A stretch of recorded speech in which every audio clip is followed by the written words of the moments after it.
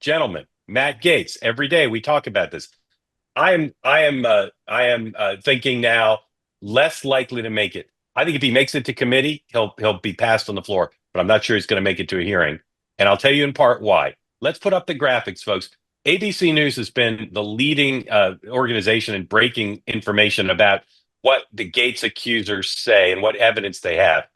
Here is something that ABC published. This is the Venmo records of Matt Gaetz. That the two column you see is highly redacted, but these are the payments to the women who are accusing Matt Gaetz of paying them for sex. These are not underage women, but they were young women. And you can see the most interesting thing here, if you're a journalist or a human being, is the notes column. For those of you not familiar with Venmo, you can optionally include a little note when you pay someone through Venmo, when you send them money. And amongst the things in the notes column there, thank you for highlighting, being my friend, being awesome, just because, travel, flight plus extra for you. Next page. This notes column's maybe even better for those interested in interesting things. Car deductible, gift, refreshments, love you, cartridges, travel, hi, enjoy, exclamation points. So, Sean, Matt Gaetz is apparently telling people there's nothing else coming out. These charges are false. He's going to be confirmed. People at Mar-a-Lago are being realistic. Some say he may not make it, but they're not inclined to give up. Where does the Gaetz nomination stand as far as you see it now? So Gaetz has two things going for him that I think most nominees don't. One is his personal willingness to fight. As I've said before, a lot of times when things come down, you worry about yourself, your reputation, your family. He's got an amazing wife that stands firmly behind him, and he's got the support, secondly, of the president.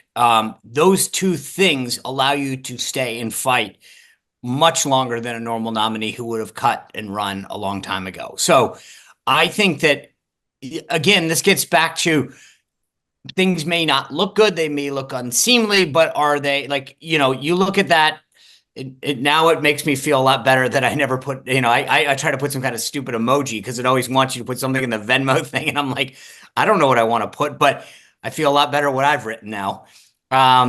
And so you can explain away a lot of that crap, right? And come up with some excuse. And unless somebody can say, here's the exact, here's the voice of you saying it or whatever. And I get, we talked about this a little last night. I think what we're trying to do on this program is explain to you the process, not defend it, not defend somebody but is to give you a sense of the process and the analysis that goes into it.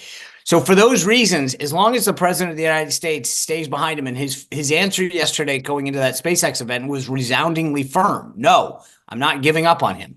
So I still think he stays and fights.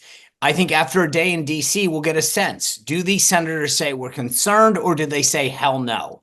And those are two different things that J.D. Vance will go back to the president with. Yeah. So, Dan, as you know, nominees rarely get defeated on the floor by the president's own party. Often they're pressured to withdraw. And as Sean suggested, they withdraw because their families just don't want to go through what it's going to take.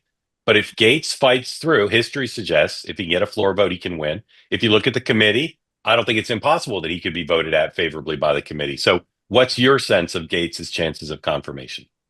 Yeah, I agree with a lot of what Sean said. I think they will get a sense today going around the Capitol. I'm going to be curious if both Vance or Gaetz speaks to the media. Reporters are all over the hallways. Neither of them historically have no comment, and where does this stand, let's say, at the end of the day tomorrow?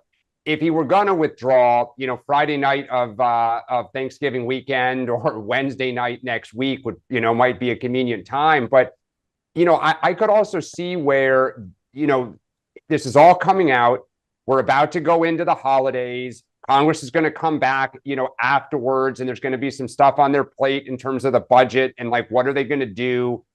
And I could see where, if there's not another drip, drip, drip, more information that keeps building, that he kind of can plow through this, because as Sean says, as long as the president's with them and there isn't, 4 or let's say 3 senators come out firmly against him, so then everyone's going to start wondering, is there one more out there? I still think he could get through this.